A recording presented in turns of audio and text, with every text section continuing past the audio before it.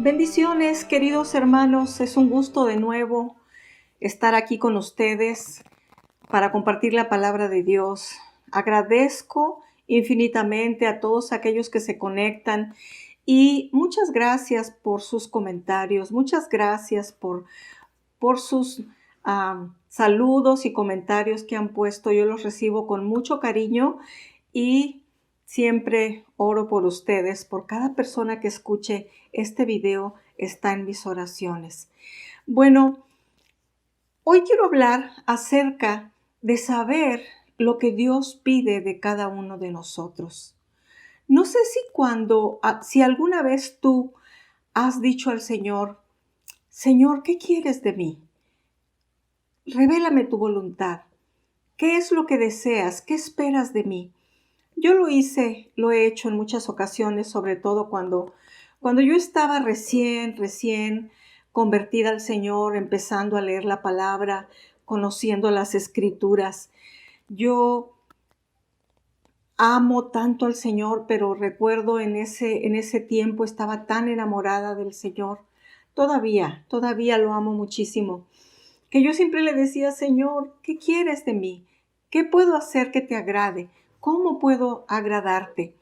Y siempre esa frase, ese pensamiento estaba en mis oraciones. Hasta que un día yo encontré en la Escritura lo que Dios espera de cada uno de nosotros. Y bueno, yo lo recibí como palabra de Dios que es y lo he guardado en mi corazón todo este tiempo y hoy lo quiero compartir. En el Antiguo Testamento, en Deuteronomio capítulo 10, en el verso 12, dice la Escritura, ahora pues, ¿qué pide el Señor tu Dios de ti, sino que andes en todos sus caminos y que lo ames y lo sirvas con todo tu corazón y con toda tu alma? Cuando yo descubrí este pasaje me di cuenta que lo que Dios esperaba de mí era eso, que lo amara con todo mi corazón, con mi alma, con mis pensamientos. O sea que Él desea un amor completo. Él desea que todo tu ser, espíritu, alma y cuerpo esté involucrado en ese amor que tú sientes para Él. Luego encontramos en el Nuevo Testamento, en una ocasión que le preguntaron al Señor Jesús, ¿cuál es el principal mandamiento? ¿Cuál era el más importante mandamiento de la ley? Él dijo, amarás al Señor tu Dios con todo tu corazón, con toda tu alma, con toda tu mente. Estaba confirmando, ratificando lo que acabo de mencionar del Antiguo Testamento. O sea, es lo mismo, el Señor Jesús estaba diciendo la misma cosa, lo que Dios demanda de cada uno de nosotros.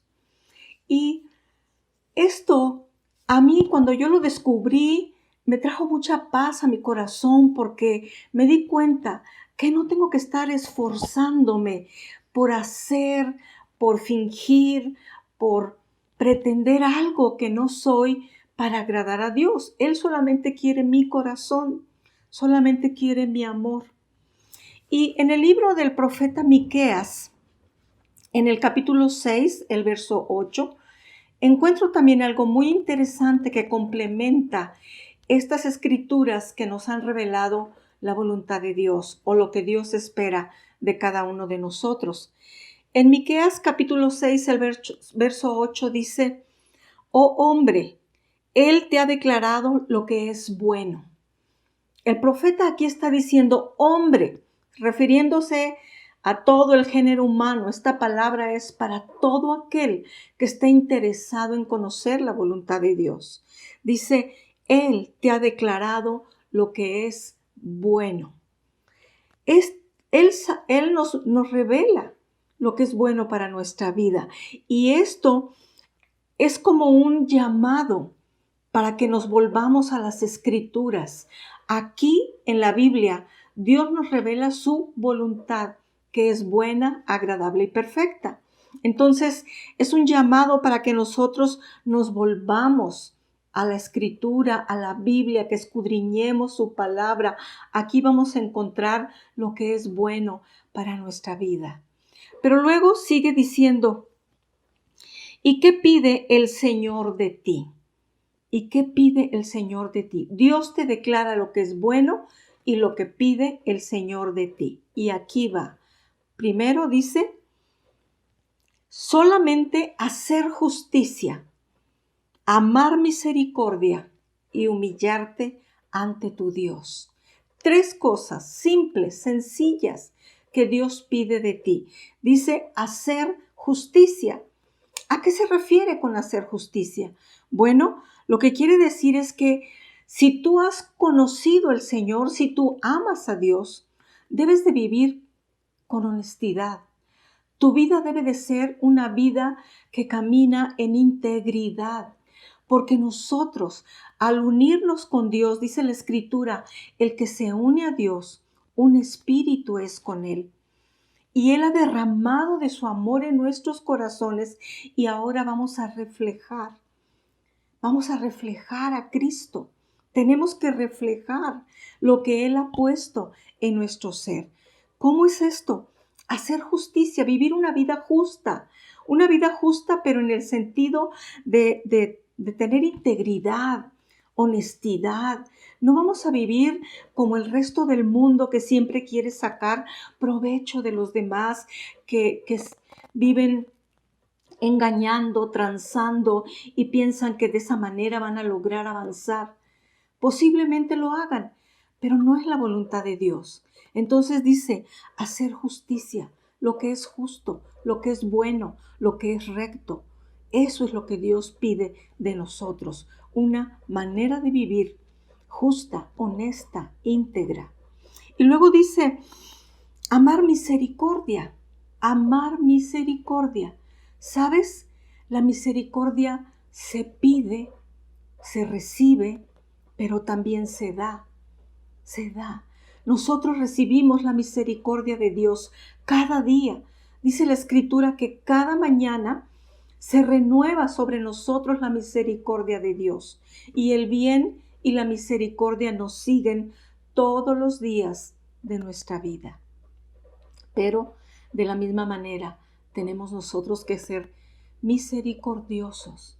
Yo descubrí en mi propia vida que cuando tú amas a Dios de esta manera, como la Escritura dice, con todo tu corazón, con toda tu alma, con toda tu mente, entonces tú vas a amar aquello que Dios ama. Te va a importar lo que a Dios le importa.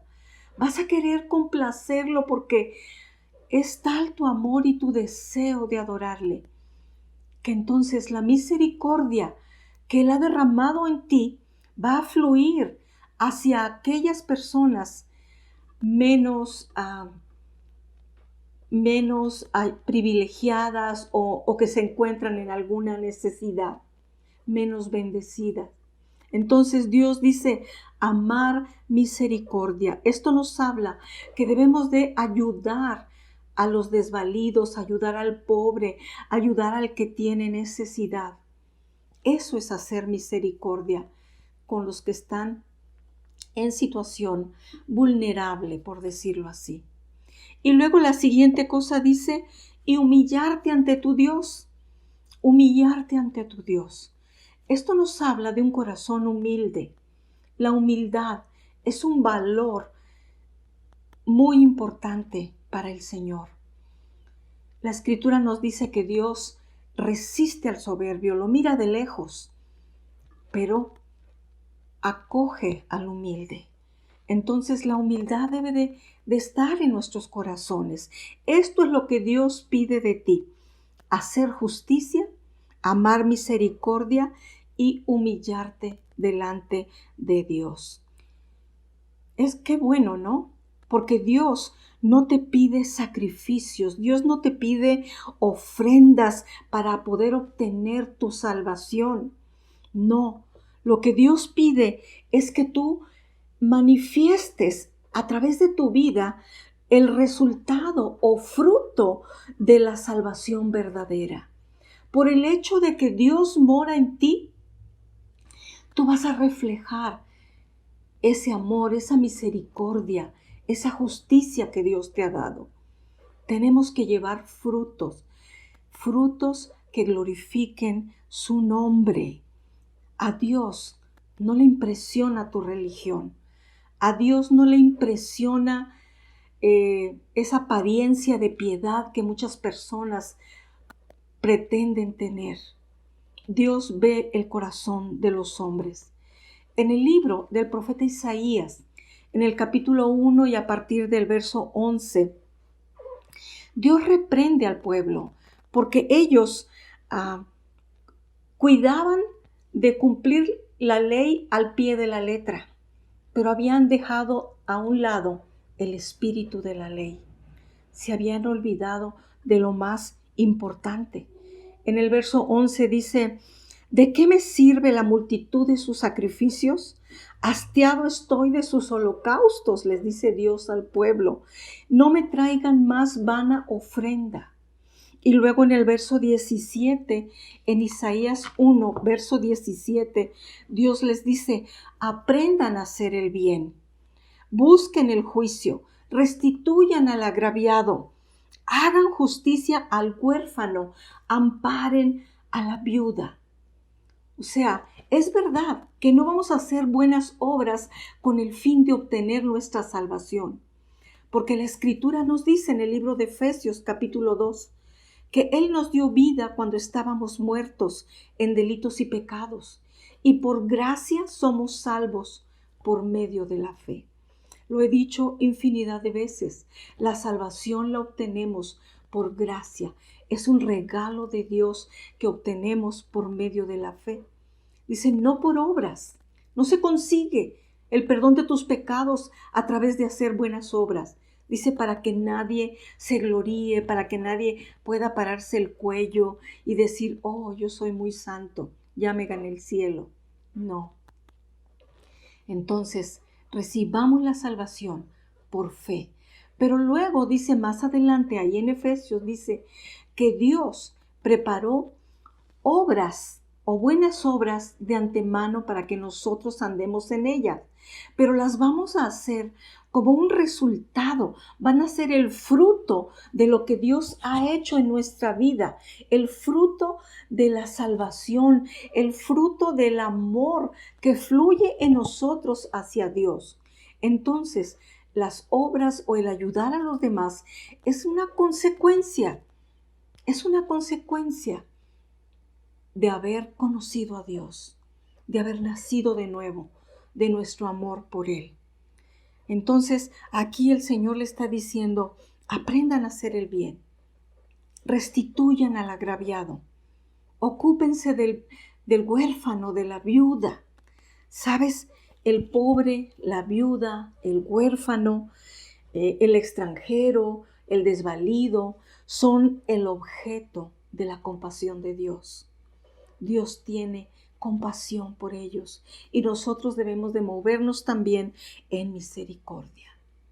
Ahora, en el Nuevo Testamento, el libro de Santiago, capítulo 1, en el verso 27, nos dice algo muy importante. Si todavía estás pensando que tu religión es lo que te va a hacer agradar a Dios, bueno, aquí hay un verso que habla de esto, nos dice cuál es la religión verdadera. Dice, la religión pura y sin mancha delante de Dios el Padre es esta: visitar a los huérfanos y a las viudas en sus tribulaciones, ayudar al desvalido, compartir el pan con el hambriento, dar de beber al sediento, obras de misericordia que resulten del amor que tú tienes por Él. Y luego dice, y guardarse sin mancha del mundo. Así termina diciendo Santiago 1:27, guardarse sin mancha del mundo. Esto nos habla de vivir una vida de integridad, una vida honesta, que glorifique al Padre. Qué interesante, ¿no? Dios nos revela lo que es bueno y lo que Él pide de cada uno de nosotros. Y sabe, Dios es el mismo, Él no cambia. La Escritura dice que Jesucristo es el mismo ayer, hoy y por los siglos. Y Dios espera lo mismo de cada uno de nosotros ahora. Ahora.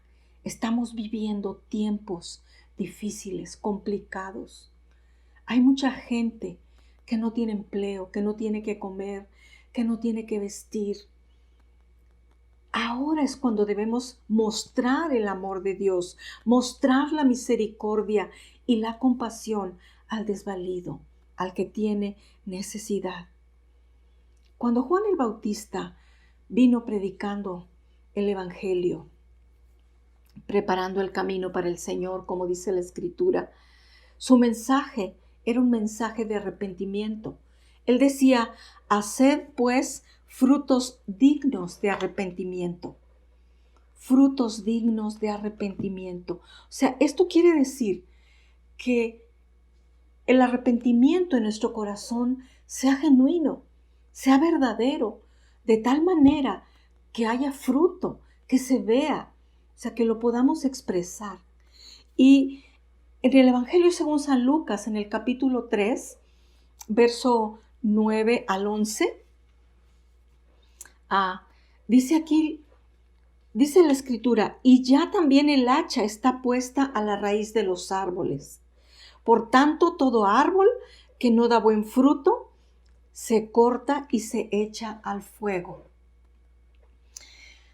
Es interesante esta palabra porque en varias porciones de la Escritura el Señor compara al creyente con un árbol. Dice que seremos árboles plantados junto a corrientes de agua, que da fruto a su tiempo, su hoja no cae y todo lo que hace prospera, refiriéndose al pueblo de Dios, al Hijo de Dios.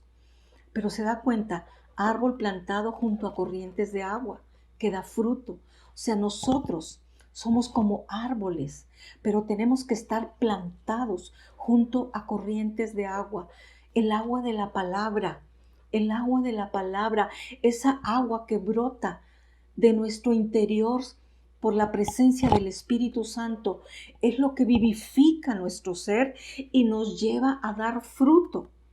Y aquí dice la Escritura que todo árbol que no da buen fruto es cortado.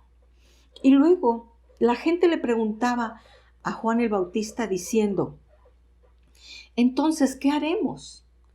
Y él le responde, el que tiene 2 túnicas, dé al que no tiene. Y el que tiene que comer, haga lo mismo. ¿Se da cuenta? Está hablando de fruto de arrepentimiento, compartir lo que Dios nos ha dado con el que tiene necesidad. Hay una parábola también aquí en el mismo Evangelio según San Lucas que nos enseña mucho sobre esto. En Lucas capítulo 10, versos 30 al 37, y es la parábola del buen samaritano. Tal vez la conoces, tal vez la has escuchado, pero quiero mencionarte algunos pasajes de esta parábola. En el verso 30, Jesús está respondiendo. Primero, anteriormente, los versos anteriores le estaban preguntando acerca de cuál era el principal mandamiento, y ya Jesús les dice lo que acabamos de mencionar hace un momento. Pero luego en el verso 30, responde Jesús y les dice, cuando le preguntan, bueno, ¿y quién es tu prójimo? Porque él dice, amarás a tu prójimo como a ti mismo. Dice, un hombre descendía de Jerusalén a Jericó y cayó en manos de ladrones, los cuales le despojaron e hiriéndole se fueron dejándole medio muerto. Aconteció que descendió un sacerdote por aquel camino y viéndole pasó de largo. Asimismo un levita, llegando cerca de aquel lugar, viéndole pasó de largo. Dice, pero un samaritano que iba de camino vino cerca de él y viéndole fue movido a misericordia. Y acercándose vendó sus heridas, echándole aceite y vino, poniéndole en su cabalgadura, lo llevó al mesón y cuidó de él. Me llama la atención esta parábola porque habla de un sacerdote que pasó cerca, dice, viéndole, pasó de largo. O sea, lo vio que el hombre estaba ahí, medio muerto, tirado, abandonado, pero pasó de largo. Lo mismo hizo el levita. Y ambos, el sacerdote y el levita, conocían la ley de Moisés, conocían la escritura. Ellos servían en el templo, tenían una religión. Sin embargo, viendo a este hombre, pasaron de largo. ¿Se da cuenta la diferencia entre tener una religión que solamente son ritos y mandamientos, pero está hueca, vacía, sin amor? A vivir una vida unido a Dios y permitir que el amor de Dios que ha sido derramado en nuestros corazones fluya y nos mueva a misericordia para ayudar al desvalido.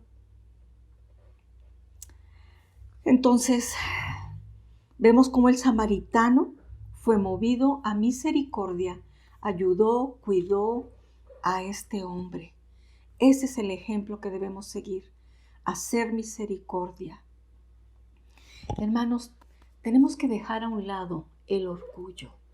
El orgullo que nos hace acumular y acumular las posesiones y pensando que las posesiones o lo que tengamos refleja un estatus y que por eso vamos a ser mejores que los demás. Eso es una mentira, eso no es verdad. Además, el orgullo hace que la gente acumule, o la avaricia también, acumulan, pero a fin de cuentas no nos vamos a llevar nada el día que Dios nos llame a su presencia. También debemos dejar a un lado el egoísmo. El egoísmo nos hace enfrascarnos solamente en nosotros mismos y pensamos que todo lo que tenemos no lo compartimos porque tal vez yo lo puedo necesitar. Ese es un pensamiento equivocado. El egoísmo nos hace insensibles a la necesidad de los demás. Y no agrada a Dios, no agrada a Dios. Hoy más que nunca debemos de vivir el Evangelio. La gente necesita ver que realmente el Evangelio transforma las vidas. El Evangelio es poder de Dios para salvación, para todo aquel que cree, pero también el Evangelio es poder de Dios para transformar una vida. Necesitamos vivir el Evangelio, voltear a ver al pobre, a la viuda, al huérfano, al desvalido, a los ancianos. El anciano está también muchas veces en situación vulnerable. Muchos ancianos viven olvidados, relegados aún por su propia familia y tienen necesidad. Y muchas veces, por no molestar a la familia, no se atreven a decir lo que necesitan. Pero nosotros, el pueblo de Dios, tenemos que ayudar a los desvalidos, a todo aquel que está en necesidad. Hay promesa de bendición. Dice la Escritura, más bienaventurado es dar que recibir. Más bienaventurado es dar. Empieza a mirar alrededor de ti.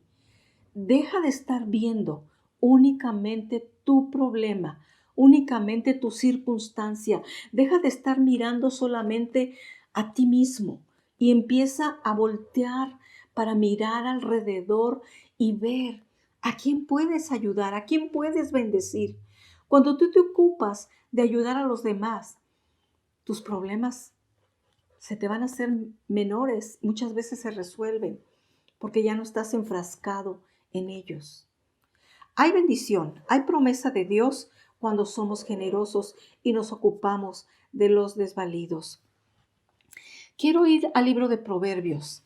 En el libro de Proverbios hay promesas. Por ejemplo, Proverbios capítulo 21, el verso 13, dice, el que cierra su oído al clamor del pobre, él también clamará y no será oído. ¿Te das cuenta? No podemos cerrar nuestro oído al clamor del pobre. Porque algún día también nosotros podemos necesitar ayuda. Proverbios capítulo 28, verso 27. Dice, el que da al pobre no tendrá pobreza, mas el que aparta sus ojos tendrá muchas maldiciones. Tremendo, ¿no? Tremendo. Proverbios 19, verso 17. A Jehová presta el que da al pobre, y el bien que ha hecho se lo volverá a pagar. Increíble. El que da al pobre, a Dios le presta. Y Dios no se queda con nada. No se queda con nada. No lo vamos a hacer por la recompensa en sí, sino por la bendición de dar, de ayudar. Pero Dios de todas maneras devuelve. Él paga y paga abundantemente lo que tú le das al pobre. Proverbios 31, 20 habla de la mujer virtuosa y dice, alarga su mano al pobre y extiende sus manos al menesteroso. Esto es lo que quiere Dios que hagamos. Hacer justicia, amar misericordia y humillarnos delante de nuestro Dios. Es importante, hermanos, que nos volvamos a Dios. Es importante amar y expresar el amor de una manera práctica,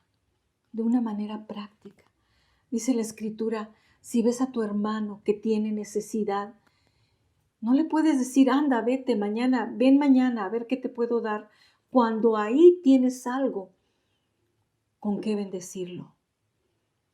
Yo te animo, te invito para que empieces a hacer esto, a hacer justicia, amar misericordia y humillarte ante tu Dios. No importa dónde vivas, no importa. Siempre hay gente que tiene necesidad. Si vives en un buen barrio, hay gente que tiene necesidad. Si vives en un barrio más sencillo, hay gente que tiene necesidad. Y muchas veces la necesidad no es necesariamente económica, pero a veces la gente tiene necesidad de que la escuches, de una oración, algo, atención, un momento que tú le puedas dedicar o reflejar, expresar el amor de Cristo. Así que sabemos ya lo que Dios pide de nosotros. Seamos obedientes, hagámoslo en este tiempo en el que la gente necesita. Seamos instrumento de Dios para bendecir a los demás. Te aseguro que la recompensa viene, porque el que siembra abundantemente, abundantemente va a cosechar. Amén. Ok, yo quiero orar por aquellas personas que están en necesidad.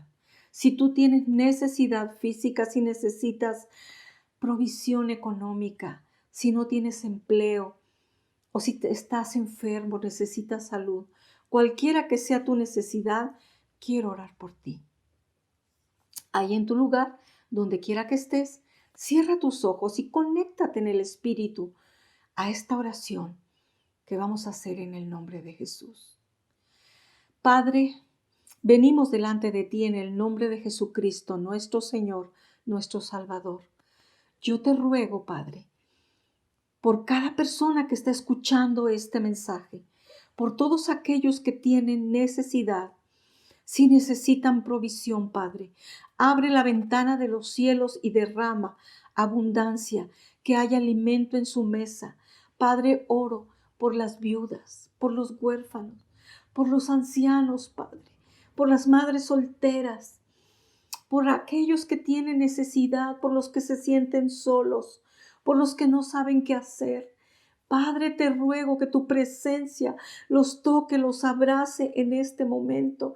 Y Padre, que el amor de Dios que ha sido derramado en ellos pueda fluir y que tu Espíritu los guíe para que sean sensibles a la necesidad que los rodea y que estén dispuestos a ser un instrumento en tu mano para bendecir, para llevar consuelo, para llevar palabra de ánimo, para compartir el pan el abrigo, la ropa, lo que tú pongas en sus corazones. Padre, ayúdanos a ser hacedores de tu palabra y no solamente oidores. Te lo pido, Señor. Oro por aquellos que están enfermos, los que están postrados en una cama, que tu Espíritu Santo los toque, los visite ahí y traiga sanidad, Señor. Aquellos que están confundidos, que no saben qué hacer, que buscan dirección, muéstrales el camino que deben de seguir. Padre, te lo ruego en el nombre de Jesús. Amén. Amigo, hermano, tú que me escuchas, quiero poner delante de ti un reto esta semana. Aplica esto que hablamos hoy. Aplícalo. Ve a quién puedes bendecir esta semana. Comparte algo. Alimento, ropa, tal vez una ofrenda monetaria. No sé, lo que Dios ponga en tu corazón, pídele al Espíritu Santo que te guíe a la persona que tiene necesidad y que tú seas sensible para ayudar. Te vas a sorprender de lo que Dios hará. Y luego escríbeme tu testimonio. Compárteme lo que Dios hizo en tu vida o lo que Dios hizo a través de ti. Y nos vamos a gozar porque el Evangelio funciona. Amén. Yo te bendigo en el nombre de Jesús y declaro que tendrás una semana muy bendecida. La paz de Dios te acompañe. Amén.